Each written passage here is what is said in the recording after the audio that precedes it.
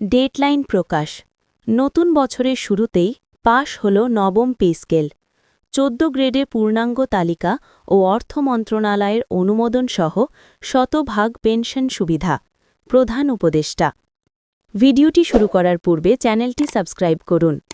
অবশেষে জানুয়ারি ২০২৬ সালের শুরুতেই সরকারি চাকরিজীবীদের বেতন বৃদ্ধি করার চূড়ান্ত ডেডলাইন প্রকাশ করা হয়েছে। সরকারি কর্মচারীরা ১:৪ অনুপাতে নবম পে স্কেল বাস্তবায়নের দাবি জানিয়েছিলেন। তাদের এই দাবির পরিপ্রেক্ষিতে ১:৪ অনুপাতে নবম পে স্কেল বাস্তবায়নের চূড়ান্ত সিদ্ধান্ত নিলেন পে কমিশন। কর্মচারী ফোরামের একাধিক সদস্য অন্তর্বর্তীকালীন সরকারকে প্রবল চাপে রেখেছেন, যার ফলে প্রধান উপদেষ্টা আর সময় বিলম্ব না করে নির্বাচনের আগেই নবম পে স্কেল বাস্তবায়নের ডেডলাইন প্রকাশ করলেন। আজ প্রধান উপদেষ্টার নেতৃত্বে একটি বৈঠক অনুষ্ঠিত হয়েছে। এই বৈঠকে সরকারি চাকরিজীবীদের সকল বিষয়বস্তু তুলে ধরা হয়। বিশেষ করে যারা ১৭ থেকে ২০তম গ্রেডের কর্মচারী আছেন তাদের জন্য খসড়ায় নতুন সিদ্ধান্তের কথা জানায় কমিশন। প্রধান উপদেষ্টা আজ গণমাধ্যমে বলেন, নবম পে স্কেল বাস্তবায়ন করা মোটেও সহজ কাজ ছিল না। তবে আমরা যেহেতু সরকারি চাকরিজীবীদেরকে কথা দিয়েছিলাম, তাই সরকারের ভাবমূর্তি রক্ষার্থে নবম পে স্কেল বাস্তবায়ন করছি। আমাদের মূল কাজ হল গ্রেড সংখ্যা পরিবর্তন করে বেতন বৃদ্ধি করা।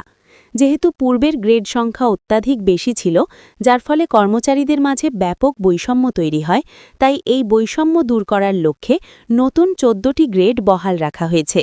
সকলের মতামতের উপর নির্ভর করে এই গ্রেড পরিবর্তন করার সিদ্ধান্ত নিয়েছে পে কমিশন।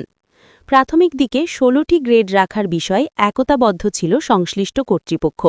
তবে সেগুলো ভালোভাবে পর্যালোচনা করে বৈষম্য চিরতরে দূর করতে ১৪ গ্রেড বাস্তবায়ন করলেন। প্লিজ চ্যানেলটি সাবস্ক্রাইব করুন।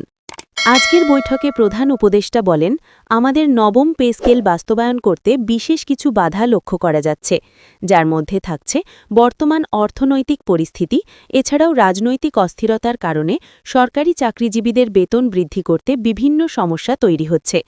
তবে সরকারি কর্মচারীরা যেভাবে তাদের দাবি দাওয়াগুলো উপস্থাপন করা যাচ্ছেন, আশা করা যাচ্ছে দ্রুত একটি গেজেট প্রকাশ করা হবে। আমরা নতুন যে ডেডলাইন প্রকাশ করেছি, এই ডেডলাইন অনুযায়ী সরকারি চাকরিজীবীরা নির্বাচনের আগেই সকল ধরনের সুযোগ সুবিধা পাবেন। এটা শতভাগ নিশ্চিতভাবে বলা সম্ভব যে সরকারি চাকরিজীবীদের নির্বাচনের আগেই গেজেট প্রকাশ করা হবে। তিনি আরও বলেন, আমরা ধাপে ধাপে কয়েকবার বৈঠক করেছিলাম, কিন্তু সেই বৈঠকগুলো ফলপ্রসূ হয়নি। এছাড়াও কর্মচারী মহলের একাধিক সদস্যরা স্পষ্ট ভাষায় বলেন, সরকারি চাকরিজীবীদের বেতন যদি অন্তর্বর্তীকালীন সরকারের আমলে বাস্তবায়ন করা না হয়, তাহলে তা অনেক সমস্যা তৈরি করবে। যেহেতু প্রধান উপদেষ্টা নিজেই কমিশন গঠন করেছেন, তাই তার আমলেই গেজেট প্রকাশ বাধ্যতামূলক করতে হবে। বাংলাদেশের ২২ লক্ষ সরকারি চাকরিজীবীদের জন্য একযোগে এই সিদ্ধান্ত নেওয়া হলে কর্মকর্তা ও কর্মচারীদের দীর্ঘদিনের যে হতাশ অবস্থান ছিল, তা দূর হবে। একই সঙ্গে সরকারি চাকরিজীবীদের সকল দাবি বাস্তবায়ন করার জন্য খোলা চিঠি দিয়েছেন কর্মচারী মহলের সদস্যরা। তারা বলেন, অন্তর্বর্তীকালীন সরকারের আমলে সকল দাবি পূরণ সহ দ্রুত গেজেট বাস্তবায়ন করতে হবে। দয়া করে আপনারা চ্যানেলটি সাবস্ক্রাইব করুন।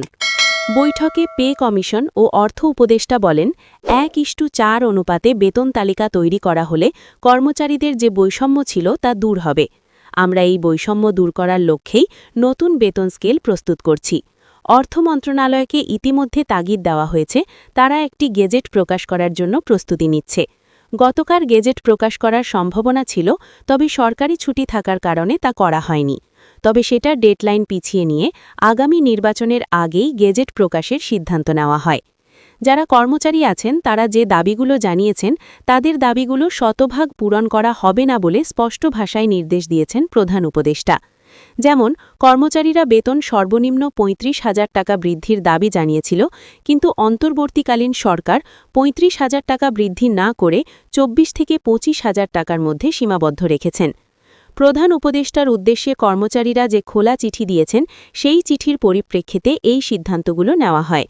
তবে তাদের সকল দাবি পূরণ করা হবে, কিন্তু সেগুলো অল্প সংখ্যক আকারে, কেননা বর্তমান সময় দেশের অস্থিরতা ও অর্থনৈতিক সমস্যা বিরাজমান।